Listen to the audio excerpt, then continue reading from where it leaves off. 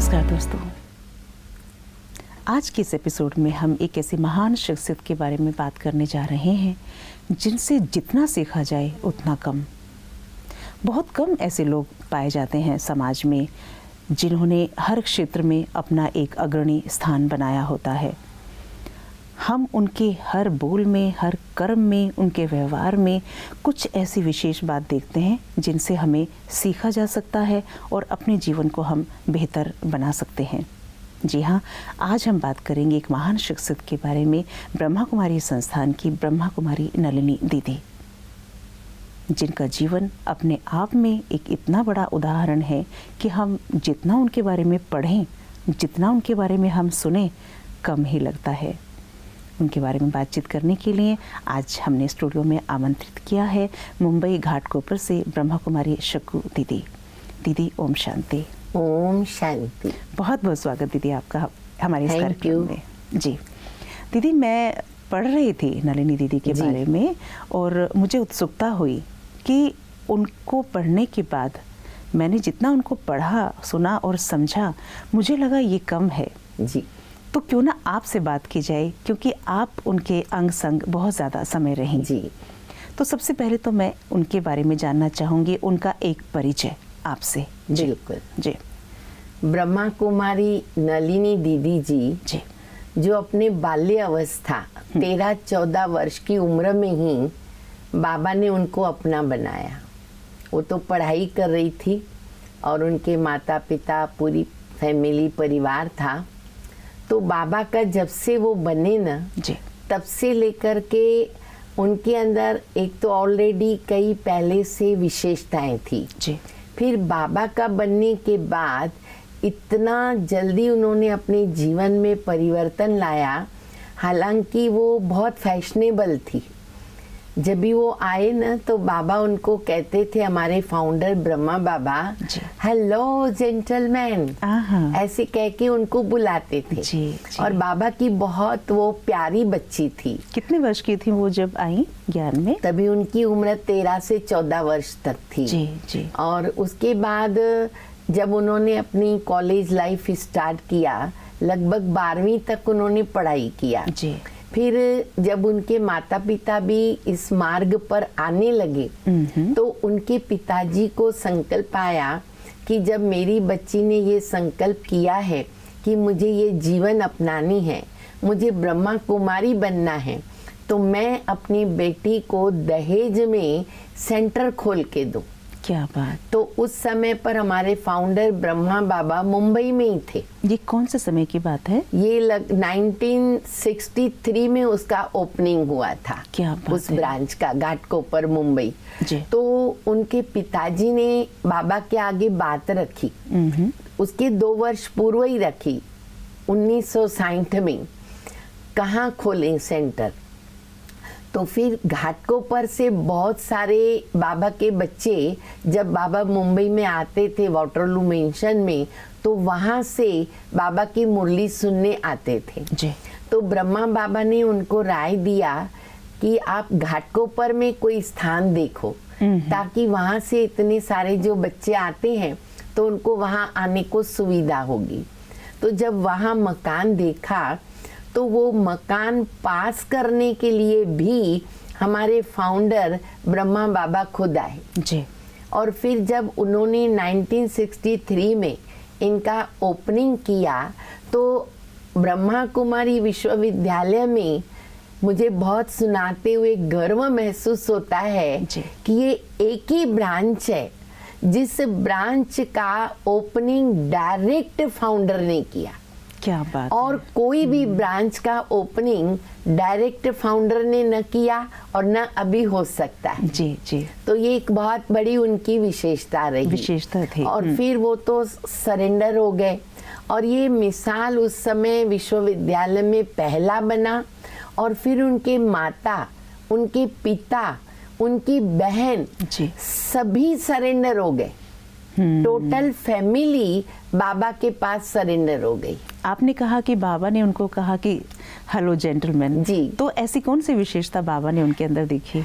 ऐसा है कि वो पहले से एक बोलने का जो तरीका था उनका जी। और प्रभु तो हर आत्मा के फ्यूचर को जान लेता है जी। जैसे ही प्रभु के आगे, बाबा के आगे कोई व्यक्ति आया तो वो भगवान जो है जानता है कि इसका फ्यूचर में क्या पार्ट है।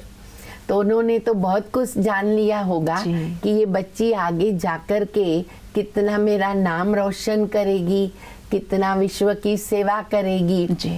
और बाबा ने उनकी पालना भी वैसी किया क्योंकि जब देखा बाबा ने रॉयल संस्कार है, जेंटलमैन की तरह है।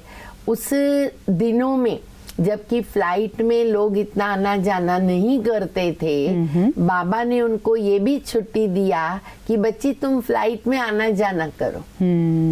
इस टाइप से रॉयल्टी से, और वैसे भी उनका जो लौकिक परिवार था जैसे माता जी, तो उनके जो नाना जी वगैरह थे ना वो बहुत बड़े ज्योतिष थे। अच्छा। अपने समय में जी। तभी चांदी के रथ थे उनके पास, सोने के बर्तन में वो भोजन करते थे। मतलब उनकी जो संस्कार थी ना परिवार की जी। वो बहुत रॉयल थी। तो बाबा तो सब जानते हैं, जानते थे। और फिर आगे जाकर के उन्होंने इतने बाबा की सेवाओं के अंदर विशेषताओं को धारण किया जी। कि वो पूरे विश्व में आज फेमस है। जी। आज हमारा कोई भी ऐसा विश्वविद्यालय नहीं जो नलिनी दीदी को न पहचानता हो। क्या बात। उसके लिए मुख्य और एक बात आपको मैं बताती हूँ कि बाबा के पास एक समय पर, जबकि नलिनी दीदी की उम्र फक्त 15-16 वर्ष की थी, तो बाबा हर वर्ष ठंडी में मुंबई आते थे 2-3 मास।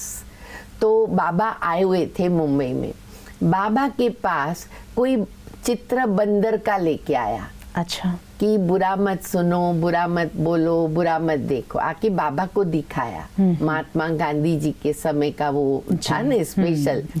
बोला बाबा देखो ये एक खिलौना आया है। तो बाबा के पास जैसे ही खिलौना आया तो बाबा ने कहा अरे ये तो बहुत अच्छा खिलौना है, पर बंदर क्या जाने कि बुरा बोलना क्या होता, बुरा देखना क्या होता, ये तो मेरे बच्चों के लिए बहुत अच्छा है। तो उन दिनों में शिवरात्रि आ रही थी और बाबा प्रतिवर्ष शिवरात्रि पर कुछ नया बनाते थे जी। और सभी बच्चों को सब सेंटरों पर गिफ्ट भेजते थे। तो बाबा को संकल्प आया कि क्यों नहीं इस चित्र में मैं ऐसी कोई बच्ची को बिठाऊं। अच्छा। जो बच्ची सेवा कर सके कि बुरा मत बोलो, बुरा मत सुनो, बुरा मत देखो। ये बाबा का मन के अंदर शुरू हो गया चलना। अब तब तो दीदी जी घर में रहते थे। अच्छा। समर्पित भी नहीं हुए थे। लेकिन अमृत वेला ब्रह्मा बाबा और शिव बाबा की आपस में रूरियान हुई कि कौन सी बच्ची को बिठाया जाए। बाबा के पास तो तभी बहुत दादियां थी छोटी छोटी उम्र की जी। और भी बहुत बहनें थी, लेकिन शिव बाबा ने, ब्रह्मा बाबा ने नलिनी दीदी को सिलेक्ट किया। अच्छा। उनके सामने दीदी का ही चित्र आया तो उन्होंने दीदी को मैसेज भेजा कि बेटा अगर तुमको ये ब्रह्मा कुमारी जीवन पसंद है और तुम ये फैसला करना चाहती हो कि तुम्हारा साजन एक ही शिव बाबा है, तो तुम आज 10 बजे ब्रह्मा कुमारी कंप्लीट ड्रेस में बाबा के पास आ जाओ। जैसे ही दीदी को ये मैसेज गया, दीदी तो बाबा को बहुत चाहते थे जी। तो दीदी तुरंत उस ड्रेस को पहन करके बाबा के पास पहुंच गए। क्या बात है। फिर बाबा ने कहा बच्ची को स्टूडियो में लेके जाओ और इस बच्ची का ये चित्र बनाओ। चित्र बनाया और उसके नीचे लिखत जो बाबा ने लिखवाई बच्चों से बड़ी जबरदस्त जी। गीता के भगवान के ऊपर लिखा, सीधे सीधे शब्द, साधु संतों को भी पता चले कि गीता का भगवान कौन। बहुत अच्छी लिखत थी जी। फिर बाबा ने उस शिवरात्रि पर जितने भी उस समय बहुत थोड़े सेंटर्स थे जी। क्योंकि बहुत बरस पहले की बात है, सब सेंटर्स पर गिफ्ट भेजा और आज की तारीख में लगभग सभी सेंटर्स पर दीदी माँ का ये चित्र है। कितनी और बड़ी समर्पण की भावना थी उनके अंदर। बिल्कुल। और जब भी बाबा मुरली चलाते थे ना, जी। तो एक मुरली है जिसमें बाबा ने खोल के बताया कि कैसे बाबा ने नलिनी बेटी को बिठाया जी। और पिताजी ने उनको दहेज में सेंटर दिया। तो वो मुरली चलती है ना, तो सभी सेंटर्स वाले आने वाले भाई बहनों को चित्र दिखाते कि ये है हमारी नलिनी दीदी माँ जिनको भगवान ने सिलेक्ट करके इस चित्र पर बिठाया। कितनी सुंदर बात है। देखो, भगवान ने पहले ही पहचान लिया था कि ये बच्चा कितने सारे गुण हैं इसके अंदर, और उन्होंने भी पहचान लिया था कि मुझे तो बाबा का ही बनना है। जैसे एक ही मैसेज पे उन्होंने अपने आप को समर्पित कर दिया। बहुत सुंदर बात। तो दीदी, आपका कितने समय तक उनके साथ अंग संग रहना हुआ? जी, मेरा लगभग उनके साथ 58 इयर्स हुए। अच्छा। जी। मैं 8 वर्ष की थी, तभी मैं इस ज्ञान मार्ग में अपने माता पिता के साथ आने लगी। तो दीदी जी तब से लेकर के मुझे पालना दे रहे, और मेरा उनके साथ घनिष्ठ संबंध रहा पहले से लेकर के। और जब मैं 14 वर्ष की थी तो 1969 में हमारे फाउंडर जो है वो अव्यक्त हुए ना, तो उसी वर्ष ट्रेनिंग रखा गया, टीचर्स ट्रेनिंग। कन्याओं को ट्रेनिंग दे टीचर बनने के लिए। और वो ट्रेनिंग टीचर की टीचर नलिनी दीदी को बनाया गया। क्या बात है जी। तो मैं उस ट्रेनिंग में गई, तब मेरी उम्र फक्त 14 वर्ष थी। अच्छा। और वो ट्रेनिंग करने के बाद, ट्रेनिंग में भी मैं सबसे छोटी थी, मुझे तो रिजेक्ट किया गया। हाँ, क्योंकि 14 साल हाँ, क्योंकि एज बोला 18 वर्ष के बाद वालों को रखेंगे। पर मेरा दृढ़ संकल्प था, बाबा मेरा भी फ्यूचर जानते थे और नलिनी दीदी भी मेरे से बहुत घनिष्ठ संबंध में थे। फिर बाबा जब भी मिलने आए ना, मैं डायरेक्ट बाबा को मिलने चली गई। तो बाबा ने सिलेक्ट कर दिया। तो 14 वर्ष में हम समर्पित हो गए। तो तब से लेके तो मैं दीदी के अंग संग रहने लगी। पूरे भारत का टूर और विदेश में भी 2-3 स्थान पर मैं दीदी के साथ रही। जी। और हर जगह पर दीदी के साथ जो क्लासेस रहते भाई बहनों के, मेडिटेशन रहता है या कमेंट्री वगैरह आदि करानी होती है, तो उस रीति से मेरी हेल्प भी रहती थी।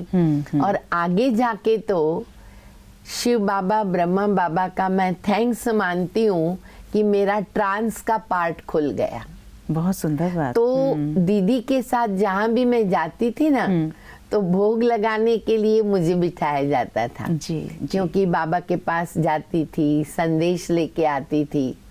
तो इस प्रकार दीदी के साथ लगातार मेरी सेवा चलती रही। अब 3 बातें समझ आई हमें। तो उनकी समर्पण की भावना है ना, और दूसरा कि बाबा ने जो कहा वो करना। तीसरा, आपने जो उनसे सीखा, और कहाँ तक कि आप ट्रांस तक जाने लगे। तो इससे पता चलता है कि वो अपने जो मार्ग पे चल रहे थे वो कितना समर्पित थे अपने मार्ग के लिए। अब जिस बातों के लिए, जिन बातों के लिए उनको जाना जाता है, जिनके लिए उनका जिक्र होता है अक्सर, वो उनकी विशेषताएं। क्योंकि मैं हमारे 4-5 विशेषताएं जरूर सुनाऊंगी। 1-2 तो मैंने बता दिया आपको कि बाबा ने कैसे उनको पिक्चर में बिठाया, उनको उनके पिताजी ने दहेज में ब्रांच खोल के दिया। उनको गीत बहुत अच्छा गाते थे और लिखते भी थे, गीत बनाते भी थे। 5-10 मिनट में गीत बना देते थे। तो गीत गाते थे, संगीत का बहुत शौक था। तो जब भी हमारे बाबा अव्यक्त हुए और हमारी छोटी छोटी तब मीटिंग्स होती थी, प्रकाश मणि दादी जी मीटिंग में 3-4 बार ऐसे हुआ कि उन्होंने, सब दादियों ने बाबा को याद किया कि बाबा आके हमको दृष्टि देवे। पर बाबा कैसे आवे, जो गुलजार दादी के तन में आते रहे। तो प्रकाश मणि दादी ने कहा, नलिनी तुम गीत बनाओ और गीत गाओ, ऐसा गीत बनाओ बाबा ऊपर से धरती पर नीचे आ जाए।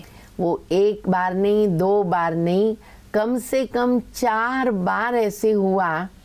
दीदी जी ने गीत बनाया, दीदी ने गीत गाया और बाबा ऊपर से नीचे आ गए। कौन सा गीत था दीदी वो? है फिल्म के गीत पर उसके ऊपर उन्होंने बनाया। जैसे भाई गीत है ये मेरा प्रेम पत्र पढ़कर, उसके ऊपर बनाया। अच्छा। फिर उसके बाद जो है कि भाई तुमको पुकार रहे हैं बच्चे, वो उसके ऊपर अपना गीत बनाया। तो मैं फिर बाद में आपको सुनाऊंगी, 2 लाइन याद करती हूँ, लेकिन बहुत अच्छे गीत बनाए। और एक गीत दीदी का जनरल ऐसा फेमस हुआ, जो जब भी दीदी आते थे दादियाँ कहती थी नलिनी ये गीत गाओ। अच्छा। जिसमें सब ताली बजाते थे, वो गीत है दुनिया है पराई, परायों से क्या मोह, मेरा तो शिव बाबा एक, दूसरा न कोई। क्या बात है। तो ये गीत पर सब नाचते थे, ताली बजाते थे। ये गीत इनका पूरे विश्व में आज भी फेमस है। उन्होंने जैसे ही बाबा व्यक्त हुए ना जी, तो पूरी जीवन कहानी पे गीत बना दिया ब्रह्मा बाबा का। जैसे गीत था, 2 लाइन बताती हूँ जी। सुनो सुनो ए दुनिया वालों, शिव बाबा की अमर कहानी, जिसने संगम युग पर आकर सुनाई गीता ज्ञान की वाणी। सुनो सुनो ए दुनिया वालों, शिव बाबा की अमर कहानी। फिर शुरू में कैसे बाबा ने प्रवेश किया और फिर 18 जनवरी 1969 में बाबा कैसे अव्यक्त हुए, वो पूरा गीत उन्होंने बना दिया। बहुत सुंदर। ऐसे फिर उन्होंने अनेक गीत बनाए। सारी उनकी कभी हमने पुस्तक तैयार कर ली है वो गीतों के ऊपर, और बहुत जल्दी बनाते थे। अच्छा, उनको लेख लिखना है, उनकी जो भाषा थी बोलने की एकदम शुद्ध हिंदी जी, बहुत जबरदस्त उनके मुख से वो शब्द निकलते थे। कविता बोलो तो कविता बना देंगे, शायरी बोलो तो शायरी बना देंगे। और आप इंटीरियर का पूछो तो रूम कैसे, हॉल कैसे, ऑफिस कैसे बनाना चाहिए वो बता देंगे। डेकोरेशन में तो एकदम माहिर, स्टेज मैनेजमेंट, क्योंकि उन्होंने सभी टीचर्स के लिए 6 बुक बनाई। अच्छा।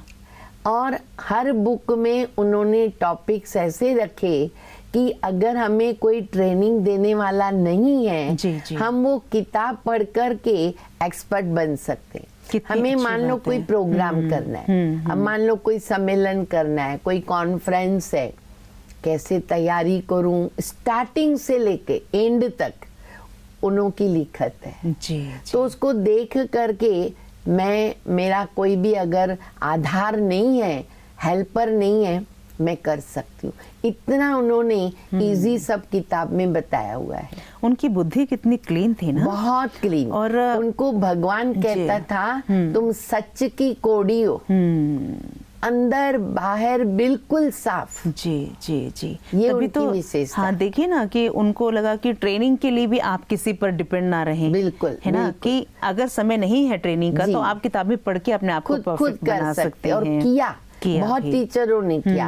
और आज हमारी कई सीनियर टीचर्स हैं, आशा बहन, चंद्रिका बहन, मुन्नी बहन आदि आदि, बहुत, जयंती बहन, क्या बात है। उन सभी ने दीदी से ट्रेनिंग लिया और आज उनकी किताबों से वो दूसरों को टीच कर रहे हैं। अब ये 4 नाम, इतने बड़े नाम आपने बताए जो अभी मैं समझती हूँ कि आधार स्तंभ है ब्रह्मा कुमारी संस्थान के। तो उनकी किताबें पढ़ के वो आज अपना जीवन बना रहे हैं।